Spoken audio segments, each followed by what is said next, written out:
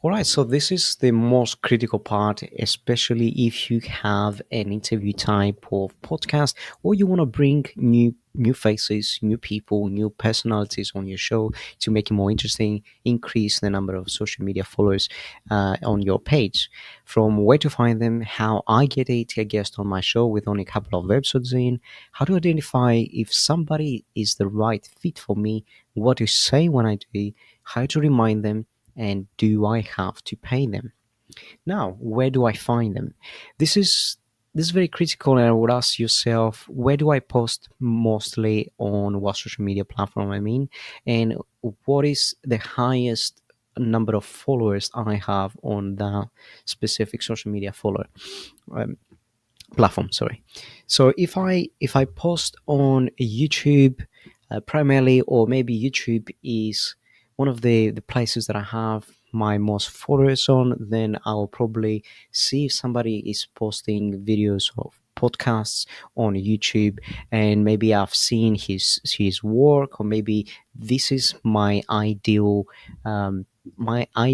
guest. So this is where I would begin, and I will come into their page, and I will get their email details, because if they have their email submitted, so you can copy that email and shoot them an email.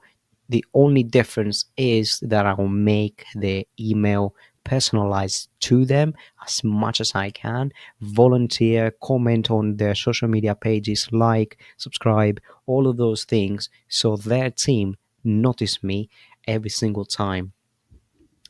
Um, so how I got 80 guests on my show with only a couple of episodes in? Let me show you.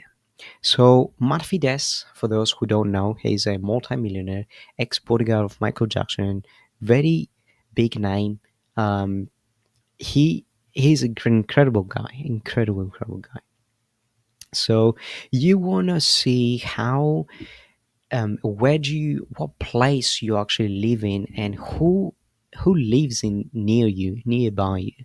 Okay, and this is the greatest place um, that you can leverage this opportunity, and I mean Instagram, because I happened up on Instagram and I said, let me see who actually lives nearby. And the very first thing that I did was I'll search from for the place that I live, to see who is who's tagging this particular place, and you can do that with your local place as well. And from these posts and reels, I can see the people who have tagged those people in the past, or maybe they have tagged the location in the past. And funny thing is that I messaged Ferrari, actually one of the dealers. They never really responded to me, and I went to their page, and on their page, I saw that Matt recently bought a gift to his wife, a Ferrari. So, and I saw Matt here, and I went to his profile, and I saw Matt, and then I started interacting with Matt. I started commenting, I started liking his posts, I started taking part on his free events that he's doing every Monday. Sorry, every at the end of every month or so, to upcoming events that he is doing. So he noticed all of these things, and then I sent him a DM, and I said to him, hey Matt, congrats on the new Ferrari. The color looks amazing. Would you like to come on my podcast and share your successes and story with young entrepreneurs? This is pretty much all I said, just to get his attention, congratulating on something that he recently did, why, and then ask a question. Okay, so this is a framework I like to call um, ACQ. So acknowledge, compliment, and then question. So always follow up with a question, so you can control the conversation. And he pretty much said, yeah, sure, let's do it. And from there, it just went really great. From at the point that um, after we discussed a few things, we took pictures with each other whenever we did our own episode. Um, and it was really great. It was really, really great. Great time. Great time. And now I'm on his front page on his uh, social media platform, just like that. And with the same technique, you can use that exact example to go ahead and find people that you wouldn't know live nearby you, and you can hold a conversation with great, great people and start connecting with them, start increasing your network, and start being surrounded by these individuals who can open so many doors to you. Okay, how to identify the right one for me? So to do that, you have to ask yourself, who do you want as a guest, and what is the ideal outcome from that.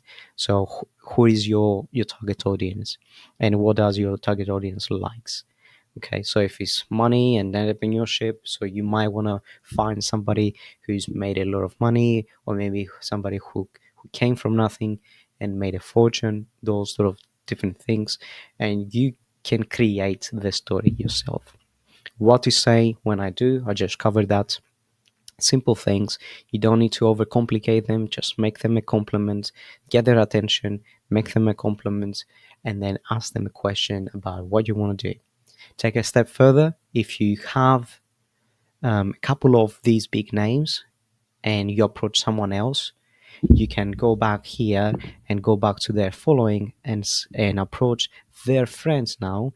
And now, because they have seen Matt sitting with you, they are now more friendly to you because they have already seen that you already done a podcast with somebody they know and they admire and they're associated with.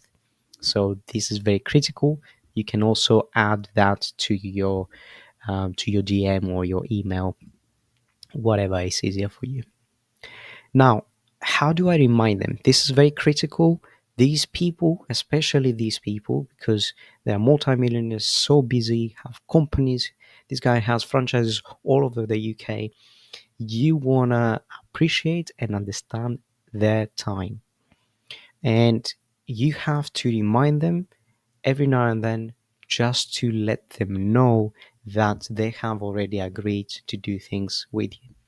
And at the end of the day, if they want to cancel or whatever the case might be, it's absolutely fine, because at the end of the day, everybody's a human. So just give them a chance. Like with Matt, he had to cancel me last minute because he had some issues with his family, and I said, it's absolutely fine. Just let me know when you feel comfortable. So you have to give them space for them to feel more appreciated.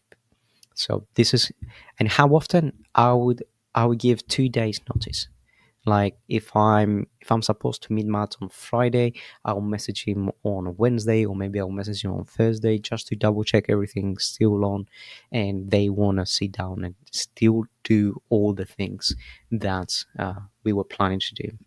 And just a quick side note, I prefer traveling to them, because at this point it's about how much effort you give in and how much effort they have to sacrifice from their own time. If you make it more memorable, more appreciative, and if you sacrifice your own time because um, it costs nothing. I mean, let's be honest.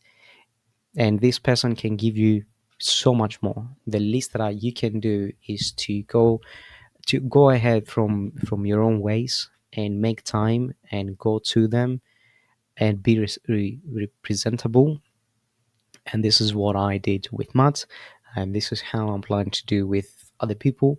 So you have to leverage as much as you can, especially if you're nobody and nobody knows you and you don't have any social media following. This is the way. Now, do I pay them? This is very tricky. I don't like paying people, especially when it comes to this kind of stuff, because at the end of the day, it's just in a conversation. However, from these conversations, sometimes you can make a lot of money. And I know for a fact people can charge 30K, 50K for a conversation. Andrew Tate charged Aiden Ross 250,000 dollars for just a 30-minute conversation. Crazy money. So it really depends what you can get out of this and how can this person help you. If the return on investment is bigger than the initial investment that you're gonna put forward, let's put it that way, I would say it's worth the money, but as long as you can afford it. So this is the only thing that I would like to mention on that.